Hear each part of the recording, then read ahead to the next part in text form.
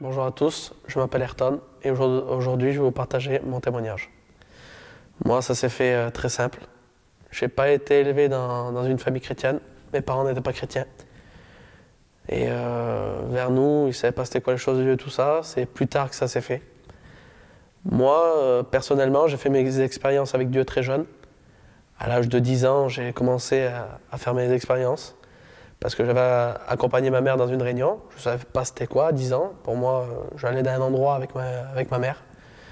Et quand je suis arrivé dans ce lieu, j'ai été baptisé du Saint-Esprit.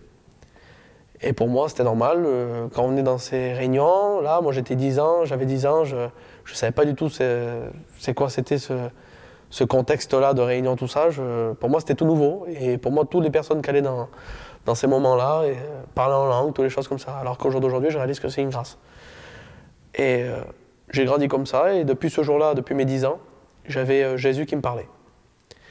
Et j'ai grandi comme ça, j'avais Dieu qui m'éduquait. Donc dans ma jeune vie, Dieu me montrait c'était quoi les expériences que je faisais avec lui, Dieu me montrait c'était quoi sa puissance, toutes ces choses-là. Mais sans toujours accepter Dieu totalement dans ma vie. Et j'ai grandi comme ça. Et arrivé à mes 13-14 ans, j'étais dans une réunion. Et dans cette réunion-là, j'étais pas du tout disposé.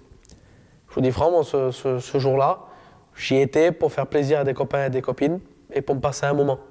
J'y étais vraiment pour dire je vais y aller à cette réunion-là.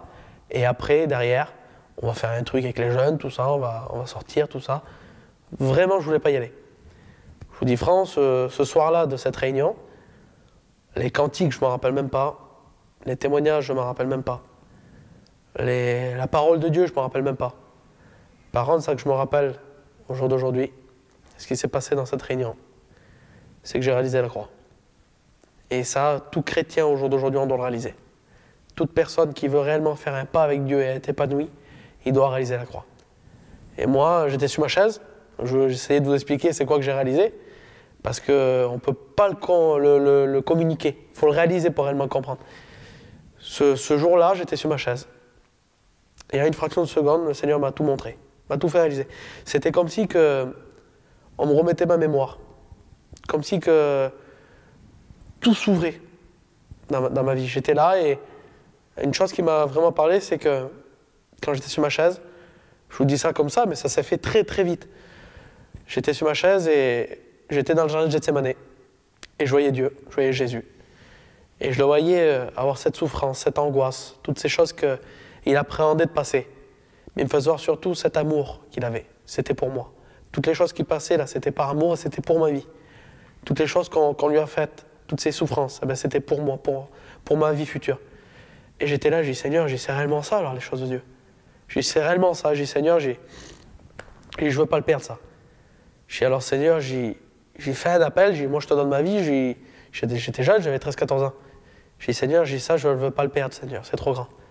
Donc j'ai fait un appel, je veux te donner ma vie.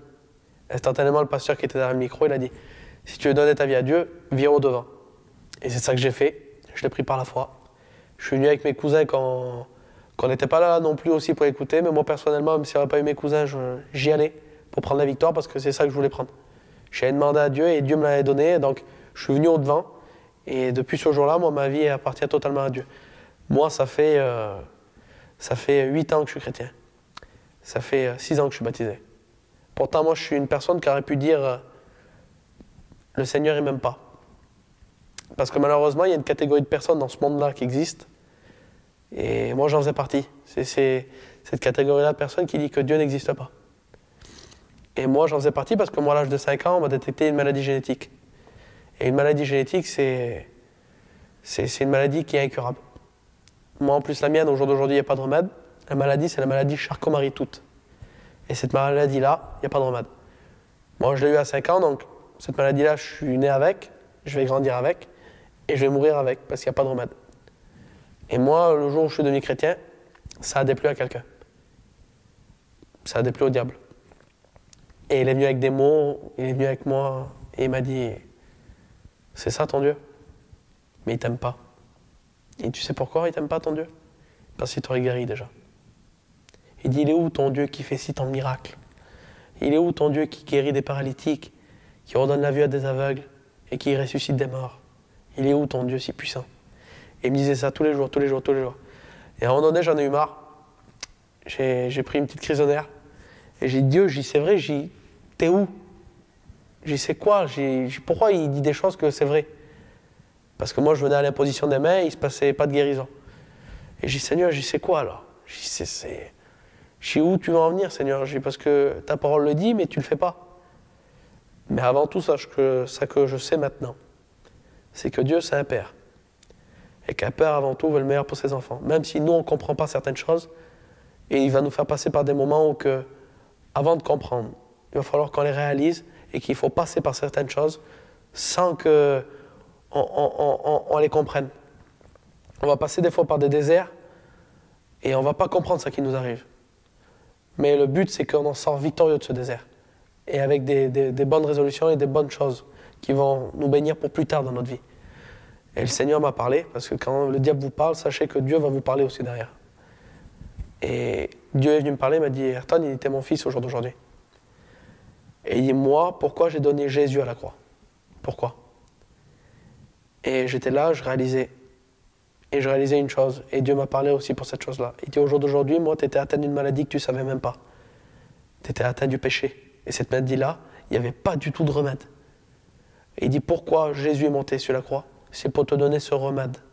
Ce remède-là n'a pas de prix au jour d'aujourd'hui. Moi, je ne le réalise même pas encore au jour d'aujourd'hui, le prix qu'a eu Jésus sur la croix. Et je remercie Dieu tous les jours parce que moi, au jour d'aujourd'hui, j'ai été atteint d'une maladie que toute personne a, c'est le péché. Et cette maladie-là nous empêchait d'avoir une espérance et d'aller au ciel. Et il me disait, au jour d'aujourd'hui, moi, je n'ai pas voulu te guérir tout de suite de ta maladie. Parce que tu aurais reparti dans le monde. Et tu n'aurais pas pu être ce témoin que tu es au jour d'aujourd'hui. Moi, au jour d'aujourd'hui, il a dit, je veux guérir ton âme, et c'est ça que j'ai fait. Et sachez que Dieu, quand il dit, je vous ai fait des projets de paix et non de malheur, c'est vrai ça. Parce qu'à moi, il m'a dit, tu veux être guéri, je te fais la promesse que tu vas être guéri. Moi, au jour d'aujourd'hui, vous avez devant vous le premier guéri d'une maladie incurable. C'est ça les choses de Dieu. C'est quand le monde vous dit que c'est impossible, ben Dieu vous dit c'est possible. Parce que tant que j'agis moi, tant que c'est moi qui agis, tout est possible. Parce que c'est Dieu qui est derrière tout ça. Moi, au jour d'aujourd'hui, j'ai des projets énormes en Dieu. Parce que c'est lui qui les forme. J'ai la chance de pouvoir parler de Dieu, de faire ce que je fais au jour d'aujourd'hui. Toi qui es derrière l'écran, qui écoute ce que je vais te dire, si tu es chrétien et que tu es découragé, parle de Dieu. Témoigne, parce que c'est une chose qu'on a reçue de Dieu et qui est trop grand. De dire ce que Dieu peut faire dans une vie. Moi, au jour d'aujourd'hui, ce que le diable, entre guillemets, m'avait donné, c'est une maladie. C'était pas d'espérance. C'est que quand mes parents me parlaient, ils appelaient par mon nom, ils pleuraient. Parce qu'ils voyaient que j'étais malade. Mais au jour d'aujourd'hui, moi, j'ai pas accepté Dieu par rapport à ma maladie, j'ai accepté Dieu parce qu'il est un amour trop grand pour ma vie. Il est un amour trop puissant pour ma vie. C'est pour ça que je l'ai accepté. Et au jour d'aujourd'hui, moi, ce que j'en coule de ça, c'est bénéfice à Dieu. C'est qu'au jour d'aujourd'hui, je vais être guéri. C'est qu'au jour d'aujourd'hui, j'ai la paix, j'ai la joie. Je suis un garçon, moi, qui n'a jamais été angoissé. Mais malgré ça, je sais c'est quoi réellement cette paix qui comble tout. C'est qu'au jour d'aujourd'hui, moi, ma maladie est devenue secondaire. C'est qu'au jour d'aujourd'hui, moi, Dieu m'a appelé à parler de sa parole. Il m'a appelé à prêcher plus tard. C'est des choses que Dieu donne dans une vie et que c'est trop grand. C'est trop grand ce que donne dans une vie. Et au jour d'aujourd'hui, toi qui es là derrière l'écran, ne doute pas de Dieu, parce que Dieu a des projets qu'il a mis en toi qui sont trop grands et que tu ne réalises même pas.